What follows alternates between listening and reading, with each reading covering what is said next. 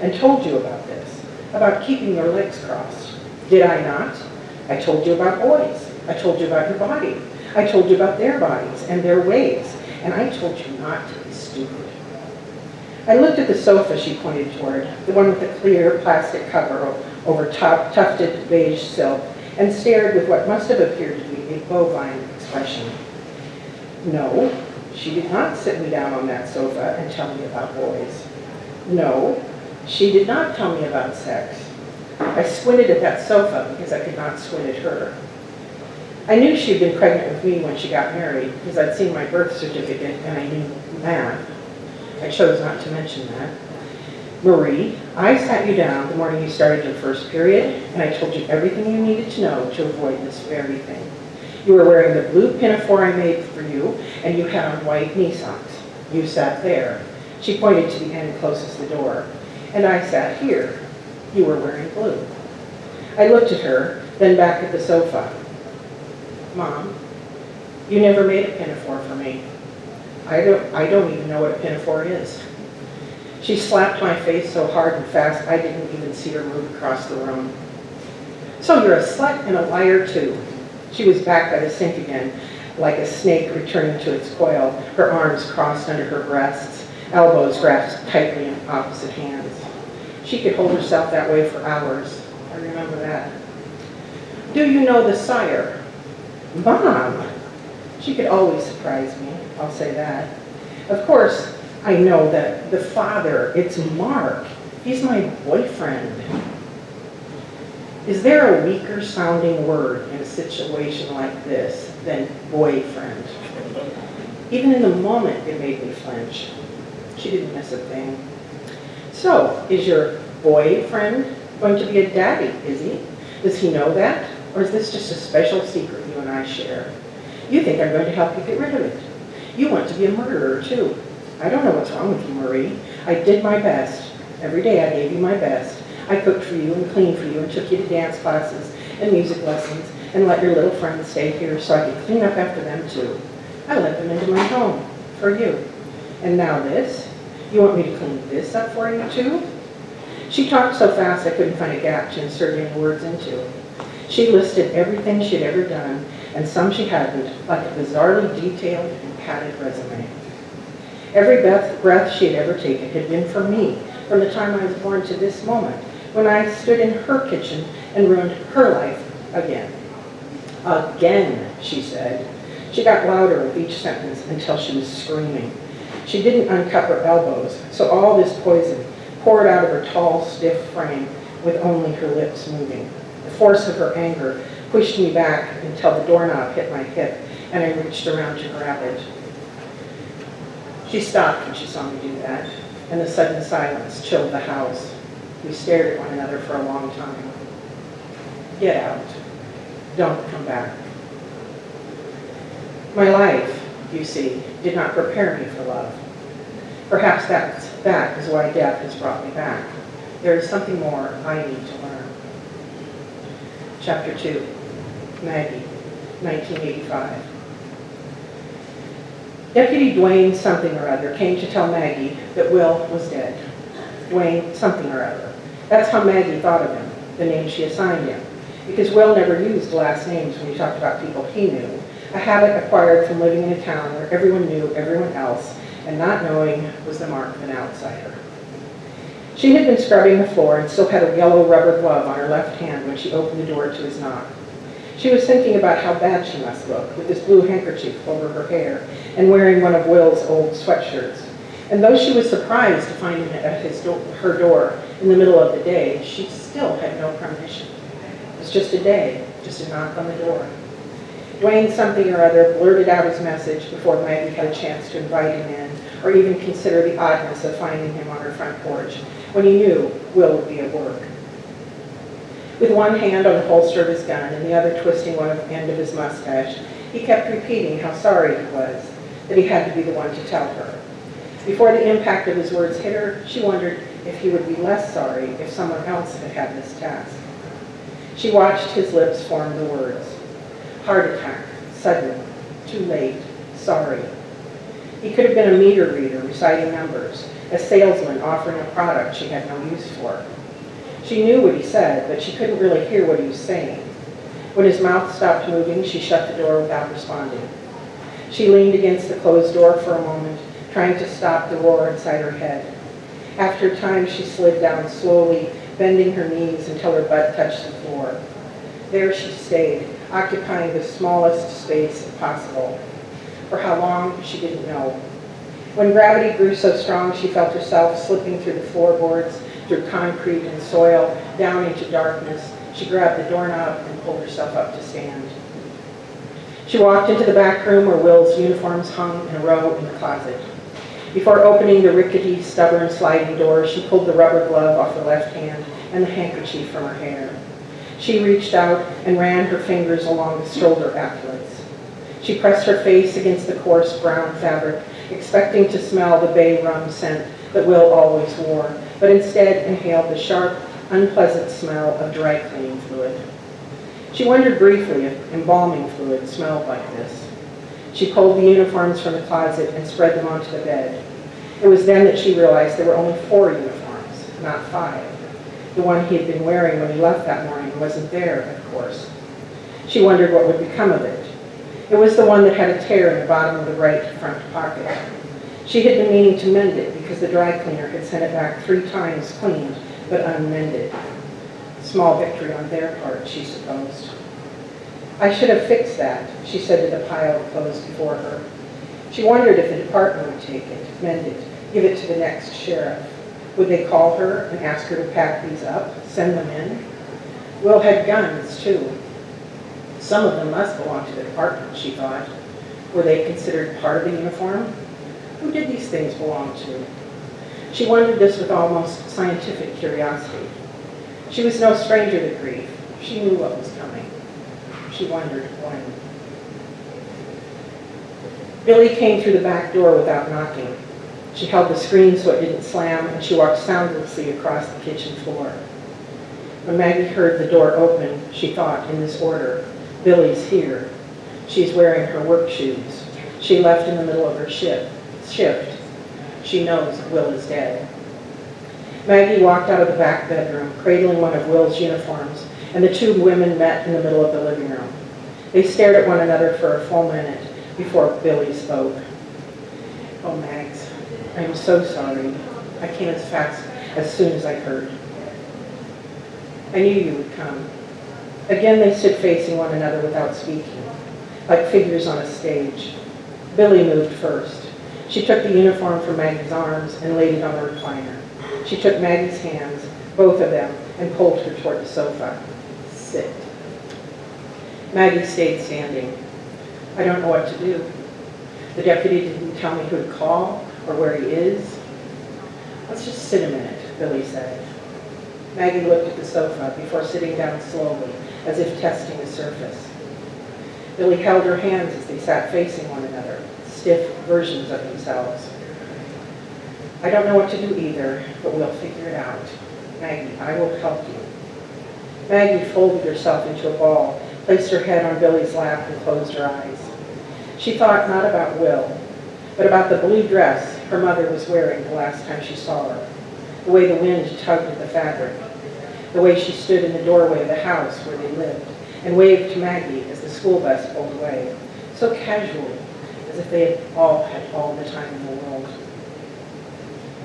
Deputy Dwayne Harshfield, that was his real name, didn't know what he should do when Maggie closed the door in his face.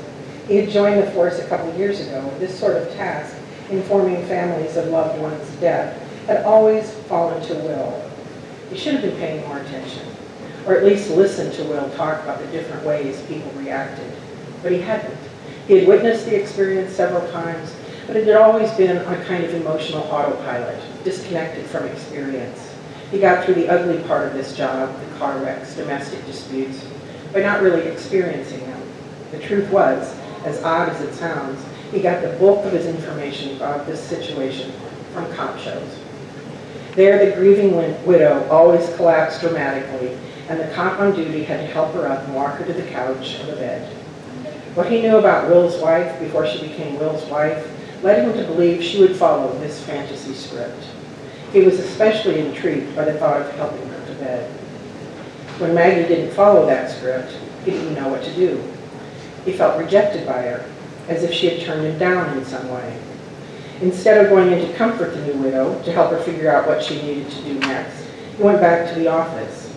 He told everybody he saw that Will's new wife, that's how Dwayne always thought of Maggie, as new, because he and his wife were friends with Regina, Will's first wife, didn't even cry, didn't even seem to care that the poor man was dead. She didn't even ask me how it happened, he told first the dispatcher, then a couple of sheriff's deputies who came in to pass the time.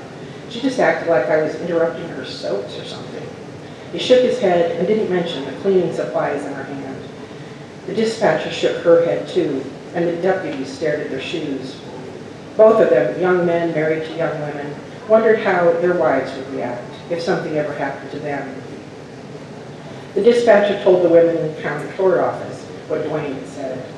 Both deputies told their wives, and one deputy mentioned it in a coffee house the next morning.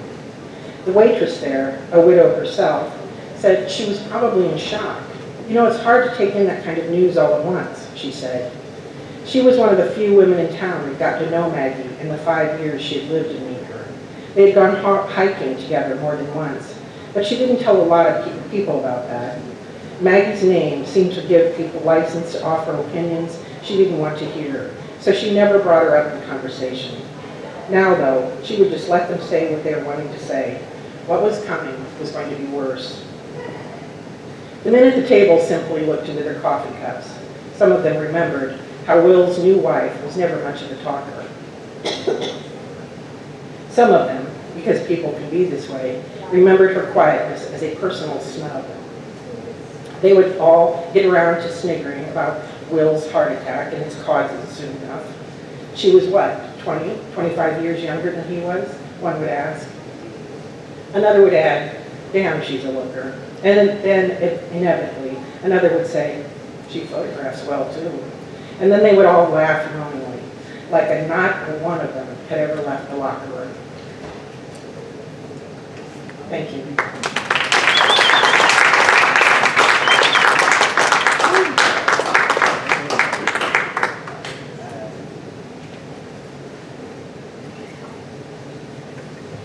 Thank you, Karen.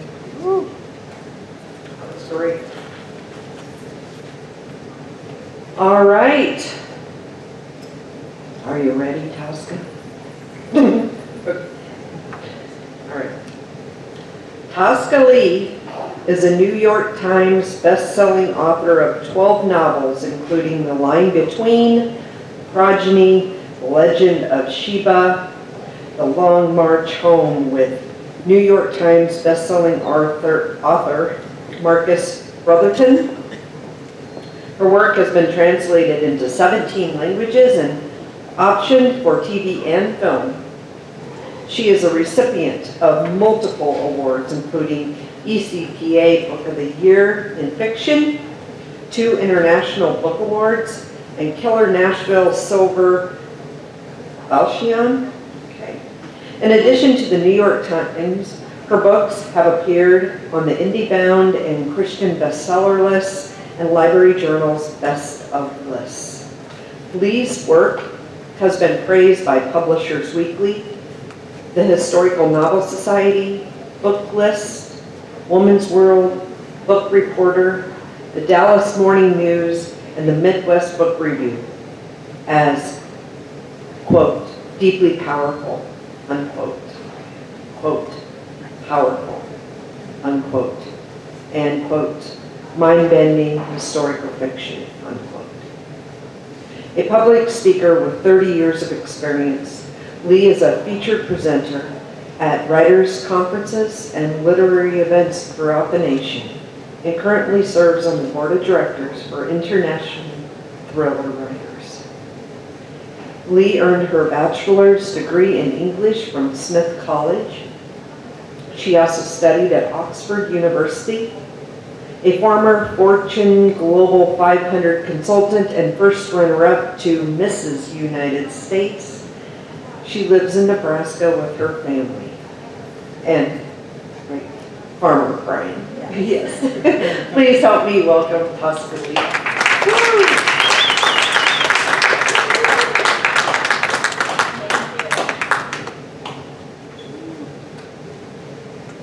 Hello.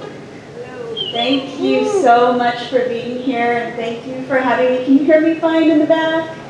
All right, well, I'm going to talk to you a little bit about the Long March Home, and then I'm just going to read. And this is my 12th novel. It was written with my friend Marcus Brotherton. The way this came about is about 6 years ago, Marcus called me up. Marcus is best known for his World War II nonfiction. He's interviewed the Band of Brothers guys and written several books about all kinds of legendary figures of World War II.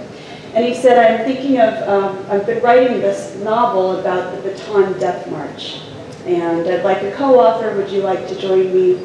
And I said, I have to be honest, I really don't know that much about World War II in the Pacific. And he said, well, let me tell you a little bit about it. So he told me about World War II in the Philippines and the Bataan Death March. And I said, this seems like a really important story, and there's probably other people like me who've never heard about this chapter of World War II history, and I'd like to join you. And so he had already put in 7 years in between projects. He's very prolific. And I had 2 books left on my contract with Simon & Schuster, which are those 2 books right there. So he did something really unusual. This is my second writing partnership. He basically said, here's my most recent draft. Take my baby and do with it what you will. And I said, thank you very much, I'll be in touch. And 5 years went by. And I started my own research. And with Marcus's permission, I pulled that thing apart and went in and started adding and subtracting and reshaping. And we had no publisher. At the time I was between agents, we didn't know if we would get this thing published or what would happen. So today this book is a Hemingway Award finalist, and we're very pleased about that. So thank you.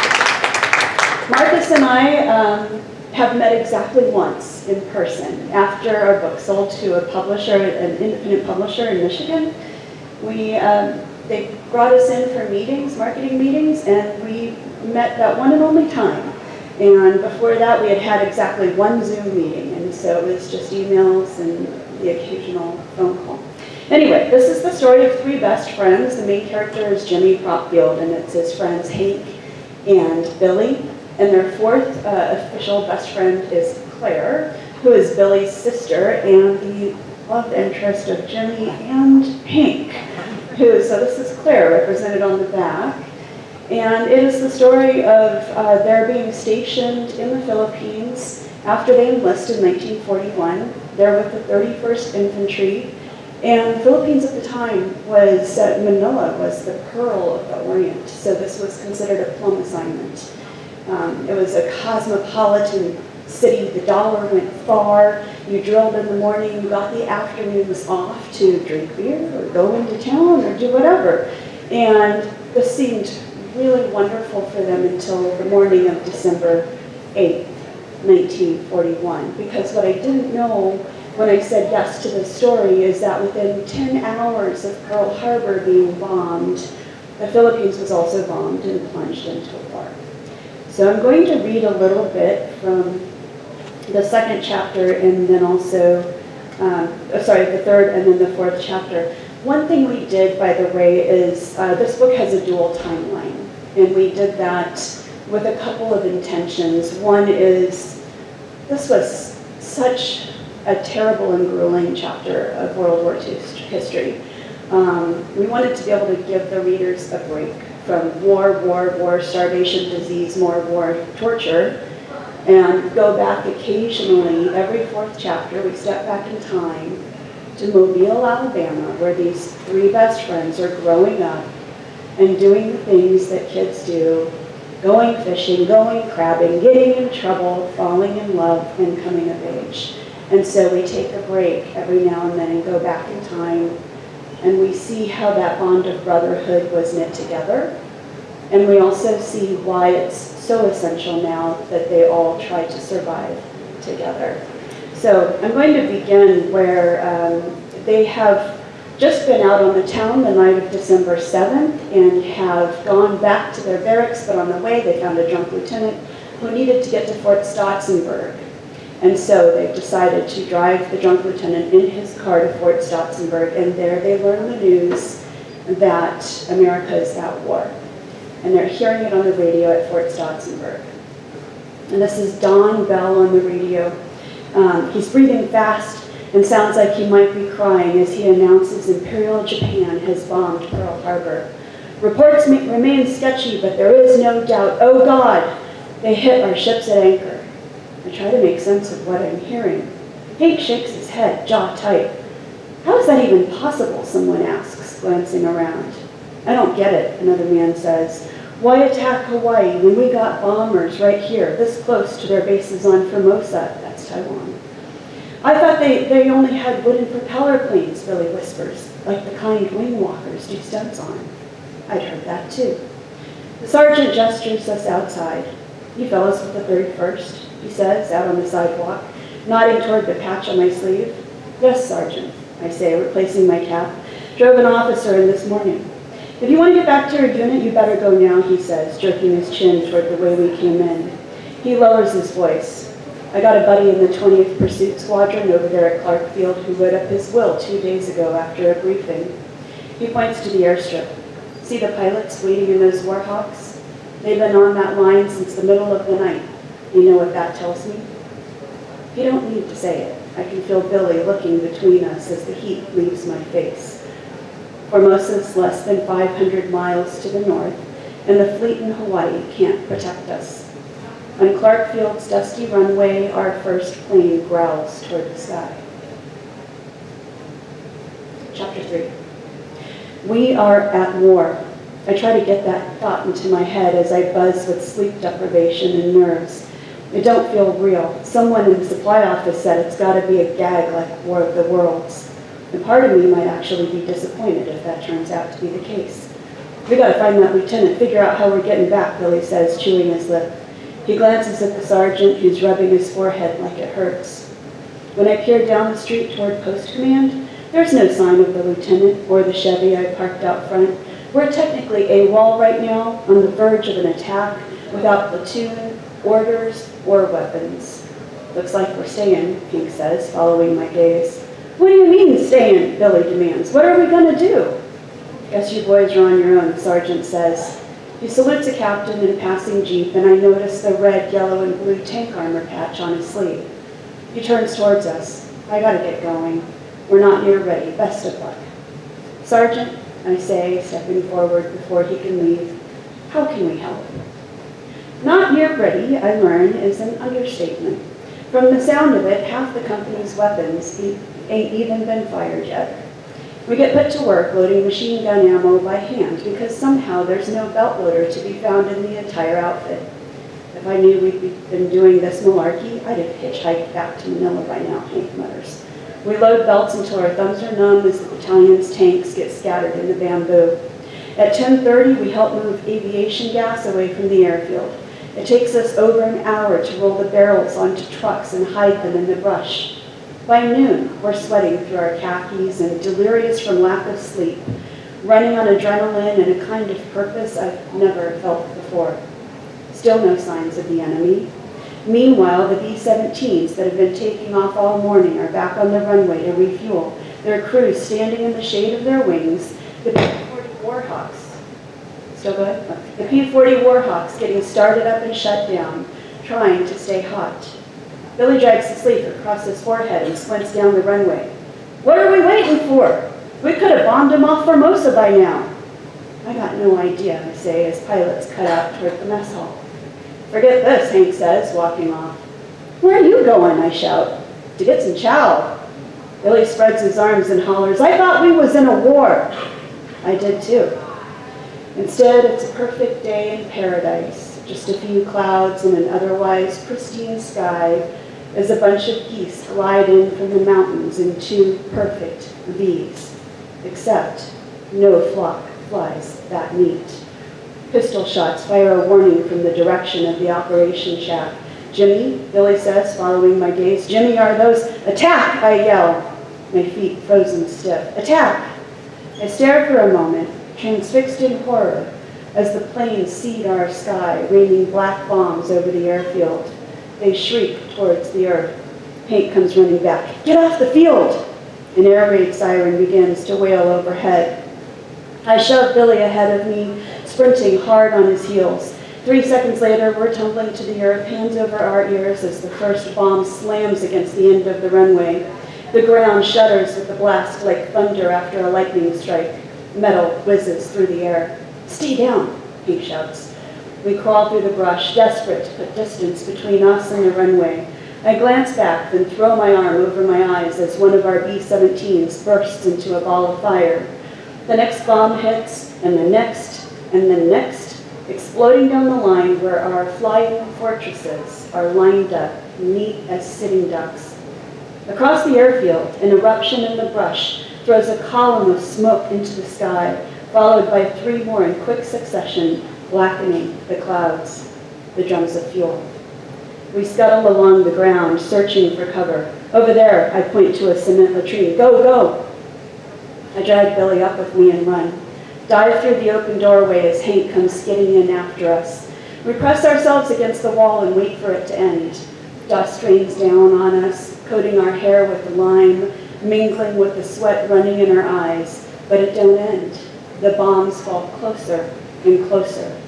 I pray for the first time in months. Wonder if this is how I die.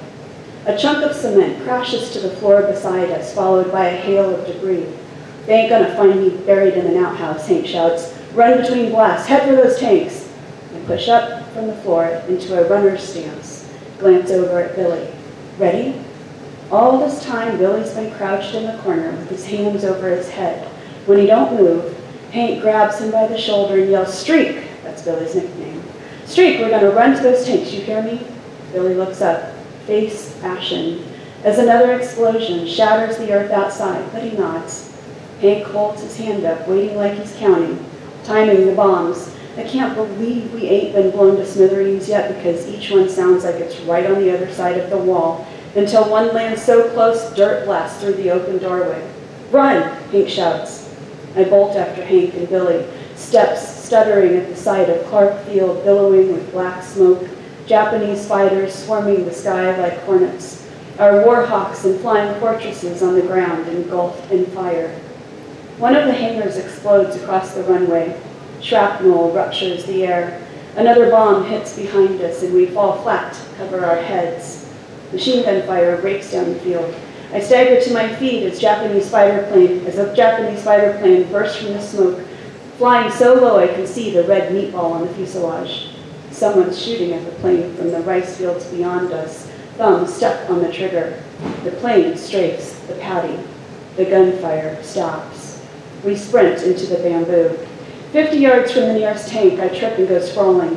Look back to see someone's leg in the brush. Its owner lies 5 feet to my right, eyes open, face blackened. It's the first dead person I've ever seen that wasn't in a casket. Prop! Someone shouts. Billy. I'm coming! I get to my feet as a round of tracers chews through a B-17 trying to taxi. It bursts into a fiery ball. Another farther down the runway gets blown to Kingdom Come. By the time I make it to the tank, Hank's grabbed the machine gun mounted to the top of the turret and is yelling for Billy to hand up the ammo. Are you out of your mind? I yell, climbing up. Further upfield, someone else is firing from on top of a tank in the cooking grass. This is what we came here for, he says, snatching the box from Billy and pulling the pin from the mount. But it ain't what I came for. The up-close war part never even occurred to me until today. Billy clanks open the hatch and slides into the tank's armored belly.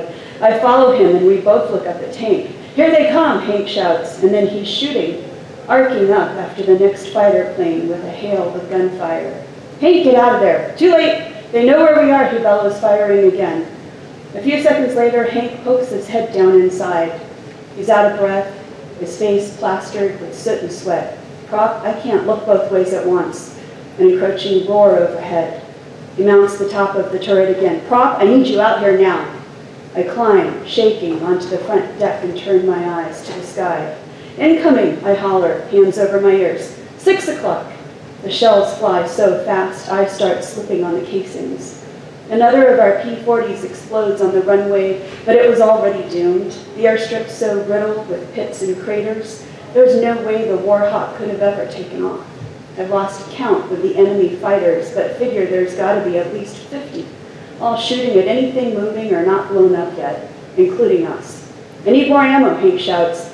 Billy calls up, we're out. A second later, he's climbing up and out of the hatch. What are you doing? I yell, get down. There's another tank that way, he says, dropping to the ground. What? No, Billy! But he's already disappeared into the bamboo.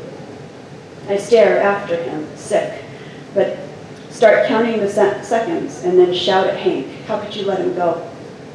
We're sitting ducks without ammo, Hank yells back. Because you started shooting at them. That's our job. But it ain't. This ain't even our outfit. Our job is to be with our company back in Manila, where we'd be right now if I hadn't decided to be a hero and give a ride to a drunk lieutenant because I wanted a promotion. Another fighter strafes a deadly corridor right over us, firing in Billy's wake. Hank shouts a warning. I dive off the deck as a hail of bullets kicks up earth around us, wedge myself against the tank's track, screaming, Billy, they're coming, Billy, get down. The instant the fighters passed us, I push up and come around the end of the track, just in time to see Billy burst from the bamboo, an ammo box cradled in his arms. Hank whoops and crows Billy's name like a madman, and I holler right alongside him. I leap up onto the deck as Billy hands up the ammo and climbs into the tank again. Hank hooks the box on and flips the lid. 2 more Japanese fighters emerge from the smoke, one from the north, another from the east. Hank, hurry up, I shout. That ain't helping, he says, loading the valve. Incoming, I yell, 9 o'clock. Hank cocks the machine gun. Get down. He chases the first fighter with a stream of bullets. You're not leading enough, I shout, the smoke so thick I can choke on the words. You're missing them by 50 feet, 12 o'clock. I drop down, throwing my arm in the direction of the next fighter as it swoops in so close I can see the pilot's white scarf. Hank screams like a banshee, chasing it across the sky. When the enemy plane abruptly banks and spirals to the earth, we roar with everything in us as it crashes, howl until our throats go raw. Cowards, Hank shouts, come back and fight. We fire until we run out of ammo, then jump off the tank and haul into the bamboo as the earth shudders around us. The hiding is more terrible than the fighting. Enemy bombs give way to wave after wave of strafing for what feels like hours. When it's finally over and the last of the Japanese planes is gone, we emerge from the scrub into a fiery hellscape. The sun blacked out, our bombers nothing but burning shells. I've heard my daddy preach on health my entire life, but he ain't done it a lick of justice. We spend the rest of the afternoon helping the wounded onto trucks and blowing black snot out of our noses, drinking water to soothe our burned throats, puking half of it back up. Every so often, a store of ammo goes off like a bunch of fireworks as the hangars just keep burning. The dead litter the airfield, trenches, and smoldering remains of buildings. At the motor pool, bodies stick out from beneath cars, their torsos missing limbs, heads missing faces. We load their pieces into bomb carts. At some point, I catch sight of a gaunt rider on horseback, surveying the damage in the distance. He sits utterly still as the earth smolders around him. Who's that? I ask a nearby private. His face is smeared with oily soot.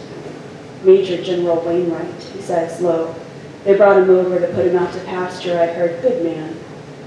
Just before evening, we stagger past the remains of the same Chevy we drove here this morning. It's a mile from where we parked it. The windows are blown out, a piece of shrapnel lodged in the driver's neck. We drag the lieutenant from the car, but he's been dead for hours. Hank tries the key. The Chevy starts up. For the second time today, we load the officer into the back seat and transport him, this time to the morgue. We never even knew his name. Hank says we need to take the lieutenant's Chevy, but it's got 3 shot-out tires and won't make it that far. We got no choice but to stay put till morning. We stagger into the bivouac area at dusk. Bedding, woven bamboo sides of buildings, and contents of footlockers are strewn between tents. Looks like a twister blew through them. Somewhere nearby, a radio's playing Judy Garland's Over the Rainbow. I wonder if Manila got hit, if our barracks is intact. My mind flashes to the sealed letter inside my footlocker. Not the one I never sent my mama, but a different letter, one written to me. I wonder if it's still there. We wash the grime from our faces, the worst of the gore from our uniforms. By the time night falls, the base is quiet, electricity blacked out, the twisted wreckage of planes turned to grotesque statues in the dark. Fires smolder nearby as men scatter to the brush. The base ain't safe. Billy, Hank, and me spend the night huddled on the edge of the jungle. I'm too afraid to sleep, too exhausted not to. I dream, for the first time since we got here, of home and her. And here's a little bit in chapter 4. This is several years earlier in Mobile.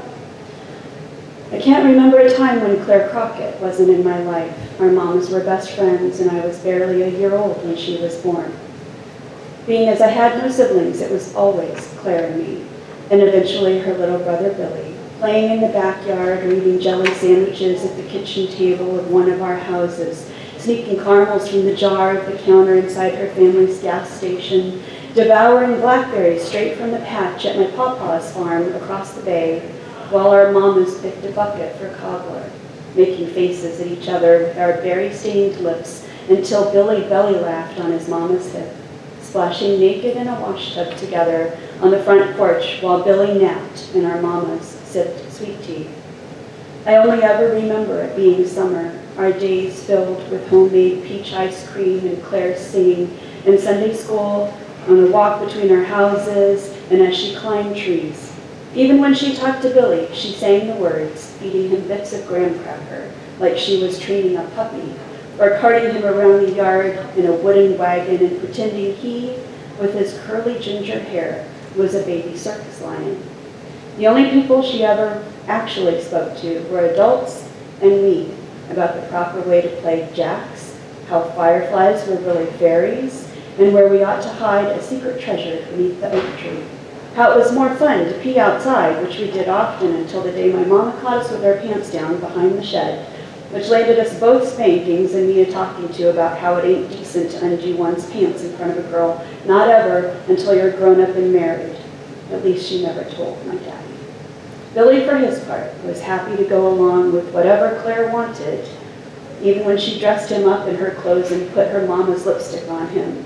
There'd be Billy with a crooked pair of bright red lips painted across his face in one of Claire's dresses and their mama's beads. He never stopped grinning except when he was hungry, and I only remember him ever crying as a child twice. Once when he grabbed a stem heavy with blackberries and got a fistful of thorns.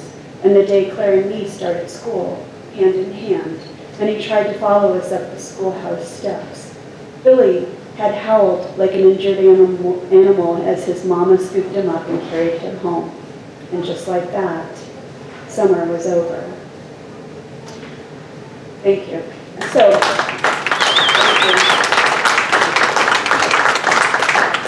the rest of that chapter is the story of how Hank entered their lives. Hank, the bad boy, entered their lives. And so I think that's about all I have to say about that.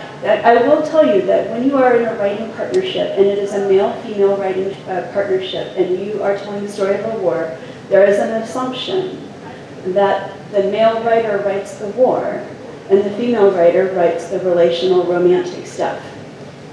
And let me just say, if you want to kill me, give me a kissing scene to write. That is the hardest thing ever. So that is not a true assumption. Anyway, thank you.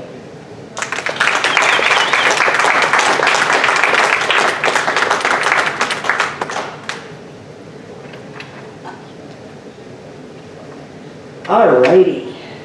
So we're going to take about 15-minute break here while we get set up for the forum, and let's see. Who wants to be a part of that? Kevin, you said you did, correct? Carrie? Okay. Tosca? Okay. Rebecca? Oh, I was pointing at Dave. All right, so everybody, 1, 2, 3, 4, I'll sit down. 5, 6, 7, 8. All right, we will get this set up and we'll see you in a little while. Thank you.